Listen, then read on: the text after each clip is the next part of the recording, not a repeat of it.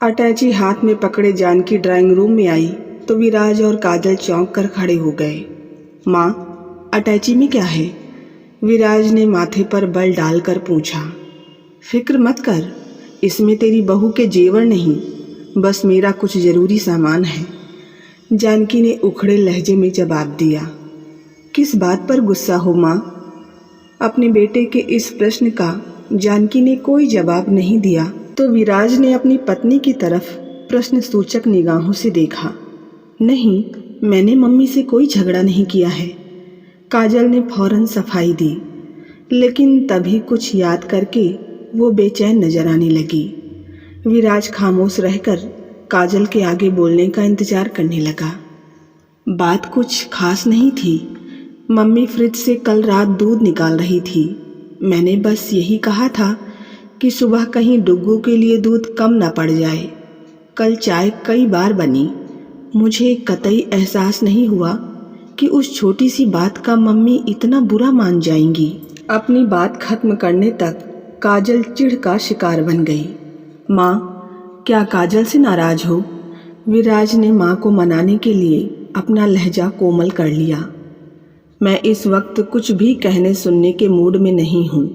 तू मुझे राजनगर तक का रिक्शा ला दे बस। जानकी की नाराजगी उनकी आवाज़ में अब साफ झलक उठी। क्या आप कल्पना दीदी के घर जा रही हो?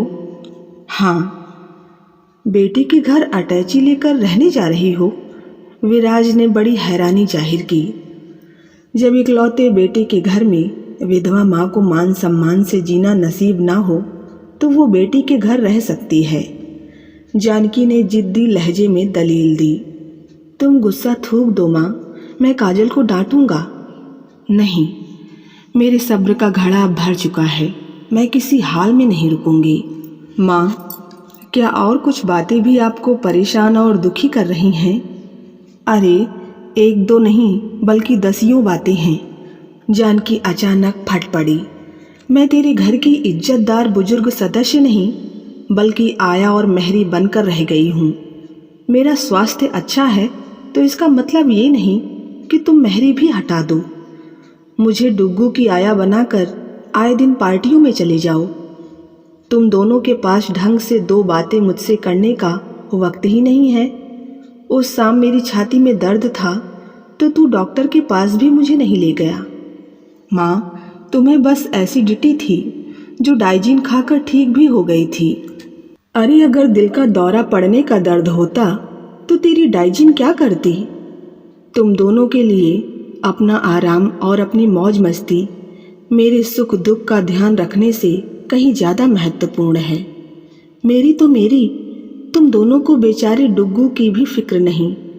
अरे, बच्चे की सारी जिम्मेदारियां दादी पर डालने वाले तुम जैसे लापरवाह माता पिता शायद ही दूसरे होंगे। जानकी ने बेझिझक उन्हें खरी खोटी सुना दी। मम्मी, हम इतने बुरे नहीं हैं जितने आप बता रही हो। मुझे लगता है कि आज आप तिल का ताड़ बनाने पर आमादा हो। काजल ने बुरा सा मुंह बनाकर कहा। अच्छे हो या बुरे, अब अपने घर गृहस्थी तुम दोनों ही संभालो। मैं आया का इंतजाम कर लूँ, फिर आप चली जाना माँ जी। जब तक आया ना मिले तुम ऑफिस से छुट्टी ले लेना। डुग्गू खेल कर लौट आया तो मुझे जाते देख कर रोएगा। चल, रिक्शा करा दे मुझे। जानकी ने सूटकेस विराज को पकड़ाया और अजीब सी अकड़ के साथ बाहर की तरफ चल पड़ी।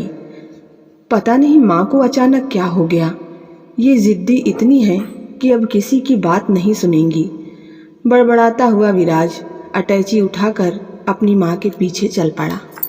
परेशान काजल को नई आया का इंतजाम करने के लिए अपनी पड़ोसिनों की मदद चाहिए थी।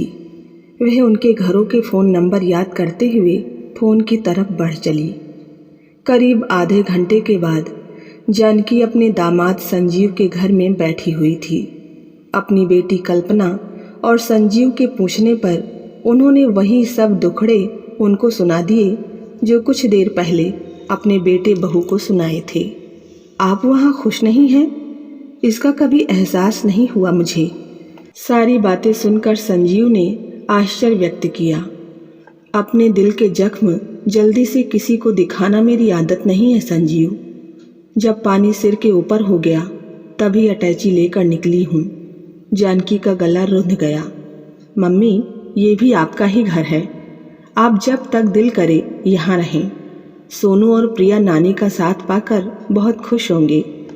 संजीव ने मुस्कुराते हुए उन्हें अपने घर में रुकने का निमंत्रण दे दिया। यहाँ बेटी के घर में रुकना मुझे अच्छा। माँ, बेकार की बातें मत करो, कल्पना ने प्यार से माँ को डपट दिया। बेटा बेटी में यूँ अंतर करने का समय अब नहीं रहा है। जब तक मैं उस नालायक विराज की अकल ठिकाने ना लगा दूँ तब तक तुम आराम से यहाँ रहो। बेटी, आराम करने के चक्कर में फंसकर ही तो मैंने अपनी यह दुर्गति कराई है। अब आराम नहीं, मैं काम करूँगी। जानकी ने दृढ़ स्वर में मन की इच्छा जाहिर की। मम्मी, इस उम्र में आप क्या करेंगी और काम करने के झंझट में क्यों फंसना चाहती हो? संजीव परेशान नजर आने लगा। काम मैं वही करूँगी जो मुझे आता है। जानकी बेहद गंभीर हो उठी। जब कल्पना के पापा इस दुनिया से अकस्मात चले गए तब ये 8 और विराज 6 साल के थे। मैं ससुराल में नहीं रही क्योंकि मुझ विधवा की उस संयुक्त परिवार में नौकरानी की सी हैसियत थी। अपने आत्मसम्मान को बचाए रखने के लिए मैंने ससुराल को छोड़ा। दिन में बढ़िया पापड़ बनाती और रात को कपड़े सिलती। आज फिर मैं सम्मान से जीना चाहती हूँ। अपने बहू बेटे के सामने हाथ नहीं फैलाऊंगी। कल सुबह कल्पना मुझे लेकर शीला के पास चलेगी। ये शीला कौन है? संजीव ने उत्सुकता दर्शाई। मेरी बहुत पुरानी सहेली है। उसने बढ़िया पापड़ बनाने का लघु उद्योग कायम कर रखा है। वो मुझे भी काम देगी। अगर रहने का इंतजाम भी उसने कर दिया तो मैं यहाँ नहीं। नहीं माँ, तुम यहीं रहोगी। कल्पना ने उन्हें अपनी बात पूरी नहीं करने दी और आवेश भरे लहजे में बोली, जिस घर में तुम्हारे बेटा बहू ठाठ से रह रहे हैं वो घर आज भी तुम्हारे नाम है। अगर बेघर होकर किसी को धक्के खाने ही हैं तो वो तुम नहीं, वे होंगे। तू इतना गुस्सा मत कर बेटी। माँ, तुमने कभी अपने दुख दर्द की तरफ पहले जरा सा इशारा किया होता तो अब तक मैंने विराज और काजल के होश ठिकाने लगा दिए होते। अब मैं काम करना शुरू करके आत्मनिर्भर हो जाऊंगी तो सब ठीक हो जाएगा। मुझे तुम पर गर्व है माँ। माँ के गले लगकर कल्पना ने अपने पति को बताया। मुझे वो समय याद है जब माँ अपना सुख चैन भुलाकर दिन रात मेहनत करती थी। हमें ढंग से पाल पोस कर काबिल बनाने की धुन हमेशा इनके सिर पर सवार रहती थी। आज विराज बैंक ऑफिसर और मैं पोस्ट ग्रेजुएट हूँ तो यह माँ की मेहनत का ही फल है।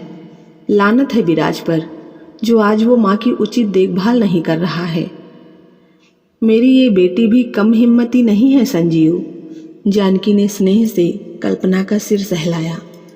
पापड़ बढ़िया बनाने में ये मेरा पूरा हाथ बटाती थी। पढ़ने में हमेशा अच्छी रही। मेरा बुरा वक्त ना होता तो ज़रूर डॉक्टर बनती मेरी गुड़िया। आप दोनों बैठकर बातें करो, मैं ज़रा एक बीमार दोस्त का हालचाल पूछने जा रहा हूँ। मम्मी, आप यहाँ रुकने में ज़रा सी भी हिचक महसूस ना करें। विराज और काजल को मैं समझाऊंगा तो सब ठीक हो जाएगा। संजीव उनके बीच से उठकर अपने कमरे में चला गया। कुछ देर बाद वो तैयार होकर बाहर चला गया। उसके बदन से आ रही इत्र की खुशबू को कल्पना ने तो नहीं पर जानकी ने जरूर नोट किया। कौन सा दोस्त बीमार है संजीव का? जानकी ने अपने स्वर को सामान्य रखते हुए बेटी से पूछा। मुझे पता नहीं, कल्पना ने लापरवाह स्वर में जवाब दिया। बेटी, पति के दोस्तों की, उसके ऑफिस की गतिविधियों की जानकारी हर समझदार पत्नी को रखनी चाहिए। माँ, 2 बच्चों को संभालने में मैं इतनी व्यस्त रहती हूँ कि इन बातों के लिए फुर्सत ही नहीं बचती। अपने लिए वक्त निकाला कर, बन सवर कर रहा कर। कुछ समय वहाँ से बचाकर संजीव को खुश करने के लिए लगाएगी तो उसे अच्छा लगेगा। मैं जैसी हूँ उन्हें पसंद हूँ माँ, तुम मेरी फिक्र ना करो। और ये बताओ कि क्या कल सुबह तुम सचमुच शीला आंटी के पास काम मांगने जाओगी? अपनी आंखों में चिंता के भाव लाकर कल्पना ने विषय परिवर्तन कर दिया था। जानकी काम पर जाने के लिए अपने फैसले पर जमी रही। उनके इस फैसले का कल्पना ने स्वागत किया। रात को विराज और काजल ने जानकी से फ़ोन पर बात करनी चाहिए, पर वो तैयार नहीं हुई। कल्पना ने दोनों को खूब डांटा। काजल ने उसकी डांट खामोश रहकर सुनी, पर विराज ने इतना ज़रूर कहा। माँ ने कभी पहले शिकायत का एक शब्द भी मुंह से निकाला होता तो मैं ज़रूर ध्यान करता। मुझे सपना तो नहीं आने वाला था कि वो घर में दुख और परेशानी के साथ रह रही हैं। उन्हें घर छोड़ने से पहले हमसे बात तो करनी चाहिए थी। कल्पना ने जब इस बारे में माँ से सवाल किया तो वह नींद आने की बात कहकर सोने चली गई। उनके सोने का इंतजाम सोनू और प्रिया के कमरे में किया गया था। उन दोनों बच्चों ने नानी से पहले एक कहानी सुनी और फिर लिपट कर सो गए। जानकी को डुग्गू बहुत याद आ रहा था, इस कारण वो काफ़ी देर से सो सकी। अगले दिन बच्चों को स्कूल और संजीव को ऑफिस भेजने के बाद कल्पना माँ के साथ शीला से मिलने जाने के लिए घर से निकली थी। शीला का कुटीर उद्योग बहुत बढ़िया चल रहा था। घर की पहली मंजिल पर बने बड़े हॉल में 15-20 औरतें बढ़िया पापड़ बनाने के काम में व्यस्त थी। वो जानकी के साथ बड़े प्यार से मिली। पहले उन्होंने पुराने वक्त की यादें ताज़ा की। चाय नाश्ते के बाद जानकी ने उन्हें अपने आने का मकसद बताया तो वे पहले तो चौंकी और फिर गहरी सांस छोड़कर मुस्कुराने लगी। अगर दिल करे तो अपनी परेशानियों की चर्चा करके अपना मन जरूर हल्का कर लेना जानकी। कभी तुम मेरा सहारा बनी थी और आज फिर तुम्हारा साथ पाकर मैं बहुत खुश हूँ।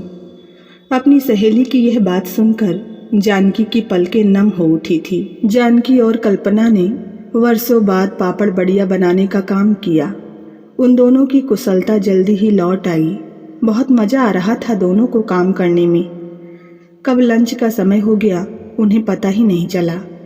कल्पना घर लौट गई क्योंकि बच्चों के स्कूल से लौटने का समय हो रहा था।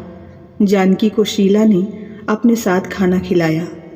जानकी शाम को घर लौटी तो बहुत प्रसन्न थी। संजीव को उन्होंने अपने उस दिन के अनुभव बड़े जोश के साथ सुनाए। रात को 8 बजे के करीब विराज और काजल डुग्गू को साथ लेकर वहां पहुंचे। उनको देखकर कल्पना का पारा 7वें आसमान पर चढ़ गया। बड़ी कठिनाई से संजीव उसके गुस्से को शांत कर पाए। चुप होते होते भी कल्पना ने अपने भाई व भाभी को खूब खरी खोटी सुना दी थी। माँ, अब घर चलो। इस उम्र में और हमारे होते हुए तुम्हें काम पर जाने की कोई ज़रूरत नहीं है। दुनिया की नज़रों में हमें शर्मिंदा कराकर तुम्हें क्या मिलेगा? विराज ने आहत स्वर में प्रश्न किया। मैं इस बारे में कुछ नहीं कहना सुनना चाहती हूँ। तुम लोग चाय पियो, तब तक मैं डुग्गू से बातें कर लूँ। जानकी ने अपने 5 वर्षीय पोते को गोद में उठाया और ड्राइंग रूम से उठकर बच्चों के कमरे में चली आई। उस रात विराज और काजल माँ को साथ वापस ले जाने में असफल रहे। लौटते समय दोनों का मूड बहुत खराब हो रहा था। मम्मी अभी गुस्से में हैं, कुछ दिनों के बाद उन्हें समझा बुझाकर हम भेज देंगे। संजीव ने उन्हें आश्वासन दिया। उन्हें पापड़ बढ़िया बनाने के काम पर जाने से भी रोको जीजा जी, विराज ने प्रार्थना की। जो भी इस बात को सुनेगा हम पर हंसेगा।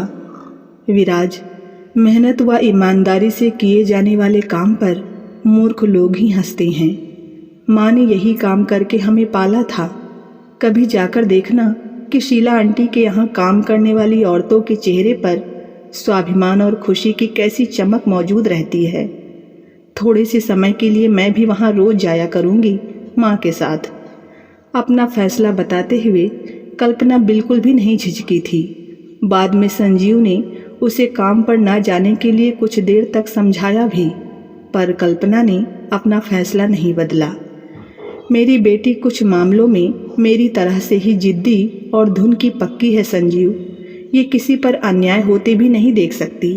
तुम नाराज मत हो और कुछ दिनों के लिए इसे अपनी इच्छा पूरी कर लेने दो। घर के काम का हर्जा इसका हाथ बटाकर मैं नहीं होने दूंगी। तुम बताओ, तुम्हारे दोस्त की तबीयत कैसी है?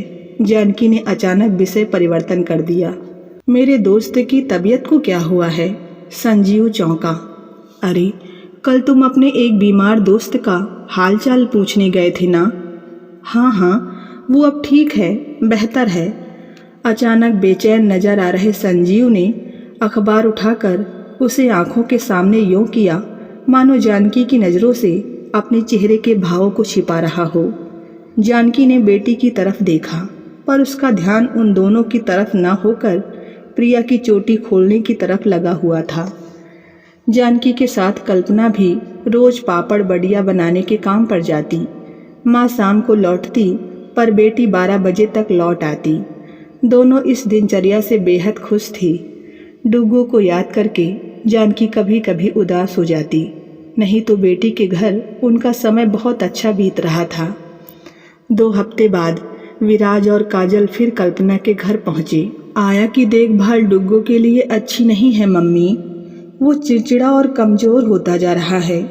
सारा घर आपकी गैर मौजूदगी में बिखर सा गया है। मैं हाथ जोड़कर प्रार्थना करती हूँ, बस अब आप घर चलिए प्लीज़। हाथ जोड़कर यूँ विनती कर रही बहू को जानकी ने अपनी छाती से लगाया और घर लौटने को राजी हो गई। कल्पना ने पहले ही ये सुनिश्चित करवा लिया कि घर में झाड़ू पोछा करने व बर्तन मांजने वाली बाई आती रहेगी। वह तो आया को भी आगे के लिए रखवाना चाहती थी, पर इसके लिए जानकी ही तैयार नहीं हुई। मैं जानती थी कि आज मुझे लौटना पड़ेगा, इसीलिए मैं शीला से 15 दिन की अपनी पगार ले आई थी। अब हम सबसे पहले बाजार चलेंगे। तुम सबको अपने पैसों से मैं दावत दूंगी और उपहार भी। जानकी की इस घोषणा को सुनकर बच्चों ने तालियां बजाई और खुशी से मुस्कुरा उठे। जानकी ने हर एक को उसकी मनपसंद चीज़ बाजार में खिलवाई। संजीव और विराज को कमीज मिली। काजल और कल्पना ने अपनी पसंद की साड़ियाँ पाई। प्रिया ने ड्रेस खरीदी। सोनू को बैट मिला और डुग्गू को बैटरी से चलने वाली कार। वापस लौटने से पहले जानकी ने अकेले संजीव को साथ लिया और उस आलीशान दुकान में घुस गई जहां औरतों की हर प्रसाधन सामग्री बिकती थी। क्या आप यहाँ अपने लिए कुछ खरीदने आई हैं मम्मी? संजीव ने उत्सुकता जताई। नहीं, यहाँ से मैं कुछ बरखा के लिए खरीदना चाहती हूँ, जानकी ने गंभीर लहजे में जवाब दिया। बरखा कौन? एकाएक ही संजीव के चेहरे का रंग उड़ गया। तुम्हारी दोस्त, जो मेरी सहेली उर्मिला के फ्लैट के सामने वाले फ्लैट में रहती है, वही बरखा जिससे मिलने तुम अक्सर उसके फ्लैट पर जाते हो, जिसके साथ तुमने गलत तरह का रिश्ता जोड़ रखा है। मैंने अक्सर तुम्हें उसके घर जाते हुए देखा है। मम्मी, ऐसी कोई बात नहीं। संजीव प्लीज़, झूठ बोलने की कोशिश मत करो और मेरी ये चेतावनी ध्यान से सुनो। जानकी ने उसकी आंखों में आंखें डालकर सख्त स्वर में बोलना शुरू किया। कल्पना तुम्हारे प्रति व घर व बच्चों के प्रति पूरी तरह से समर्पित है। पिछले दिनों में तुम्हें इस बात का अंदाज़ा हो गया होगा कि वह अन्याय के सामने चुप नहीं रह सकती। मेरी बेटी मान सम्मान से जीने को सबसे महत्वपूर्ण मानती है। उसे बरखा की भनक भी लग गई तो तुम्हें छोड़ देगी। मेरी बेटी सूखी रोटी खा लेगी, पर जिएगी इज्जत से। जैसे मैंने बनाया, वैसे ही वो भी पापड़ बड़िया बनाकर अपने बच्चों को काबिल बना लेगी। आज के बाद तुम कभी बरखा के फ्लैट पर गए तो मैं खुद तुम्हारा कच्चा चिट्ठा कल्पना के सामने खोलूँगी। तुम्हें मुझे अभी वचन देना होगा कि तुम मुझसे संबंध हमेशा के लिए समाप्त कर लोगे। अगर तुम ऐसा नहीं करते हो तो अपनी पत्नी व बच्चों से दूर होने को तैयार हो जाओ। अपनी गृहस्थी उजाड़ कर फिर खूब मज़े से बरखा के साथ मौज मस्ती करना। संजीव ने कांपती आवाज़ में अपना फैसला सुनाने में ज़्यादा वक्त नहीं लिया। मम्मी, आप कल्पना से कुछ मत कहना। वो खुददार औरत मुझे कभी माफ़ नहीं करेगी। गुड, मुझे तुमसे ऐसे ही जवाब की उम्मीद थी। आओ बाहर चली। जानकी एक तीर से 2 शिकार करके बहुत संतुष्ट थी। उन्होंने घर छोड़कर बेटे बहू को अपना महत्व व उनकी जिम्मेदारियों का एहसास कराया था। साथ ही कल्पना के व्यक्तित्व की कुछ विशेषताओं से संजीव को परिचित कराकर उसे सही राह पर लाई थी। उनका मिशन पूरी तरह सफल रहा था। तो बस आज की कहानी में इतना ही। कहानी पसंद आई हो तो वीडियो को लाइक करें, चैनल पर नए हैं तो सब्सक्राइब करना ना भूलें। मिलते हैं नई कहानी के साथ, तब तक के लिए धन्यवाद।